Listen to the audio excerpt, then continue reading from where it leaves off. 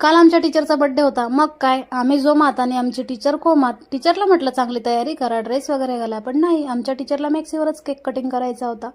मग काय, केला कटिंग केक आणि खाल्ला सगळ्यांनी. पण केक एवढा छान होता ना, ब्लॅक फॉरेस्ट. मला तर फक्त 2च फ्लेवरचे केक आवडतात, ब्लॅक फॉरेस्ट आणि पायनॅपल. तुम्हाला कुठल्या प्रकारचे केक आवडतात मला कमेंटमध्ये नक्की सांगा.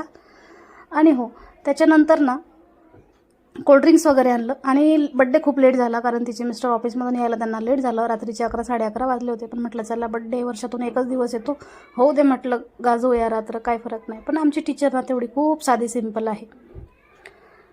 माझ्या मुलीने तर केकची पूर्ण वाट लावली होती, कारण वरचा केक क्रीम पूर्ण खाऊन घेतला होता. आणि हो, मराठी माणूस असो किंवा कुठलाही, अनाथाश्रमामध्ये जर तुम्ही बड्डे सेलिब्रेट करत असाल ना, तर तो नाही करायचा. का असं जर तुम्ही मला विचारलं तर त्याचं रिझन मी तुम्हाला उद्याच्या ब्लॉगमध्ये देईन. नाही करायचा.